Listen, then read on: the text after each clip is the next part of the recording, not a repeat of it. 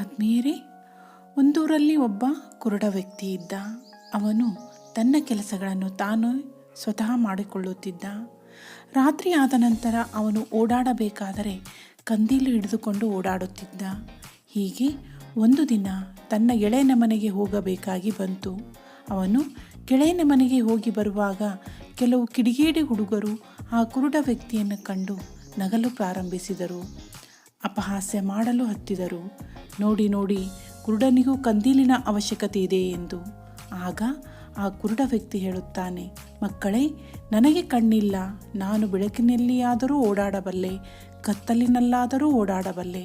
ಆದರೆ ಕಣ್ಣುಗಳಿದ್ದ ನಿಮಗೆ ಕತ್ತಲಿನಲ್ಲಿ ಓಡಾಡಲು ಬರುವುದಿಲ್ಲ. ಈ ಕಂದೀಲು ನನಗಾಗಿ ಅಲ್ಲ, ನಿಮಗಾಗಿ ಇದೆ. ಕತ್ತಲಿನಲ್ಲಿ ಹಾದಿಯಲ್ಲಿ ಬರುವಾಗ ಕಣ್ಣಿದ್ದವರು ನನಗೆ ಡಿಕ್ಕಿ ಹೊಡೆದರೆ ಏನು ಮಾಡುವುದು? ನಾನು ಬಿದ್ದು ಏನಾದರೂ ಮಾಡಿಕೊಂಡರೆ ನನ್ನ ಗತಿ ಏನು? ಅದಕ್ಕಾಗಿ ಕಂದೀಲು ನನಗಲ್ಲ, ಇದು ನಿಮಗೆ ಎಂದ. ಆಗ ಹುಡುಗರು ತಾವು ಅಪಹಾಸ್ಯ ಮಾಡಿದ್ದಕ್ಕೆ ಕ್ಷಮೆ ಕೇಳಿದರು. ಯಾವುದೇ ವಿಷಯವನ್ನು ಪೂರ್ತಿಯಾಗಿ ತಿಳಿಯದೆ ಅಪಹಾಸ್ಯ ಮಾಡಬಾರದು. ಇಲ್ಲ ಅಂದರೆ ನಾವೇ ಅಪಹಾಸ್ಯಕ್ಕೆ ಒಳಗಾಗುತ್ತೇವೆ, ಹೌದಲ್ವಾ?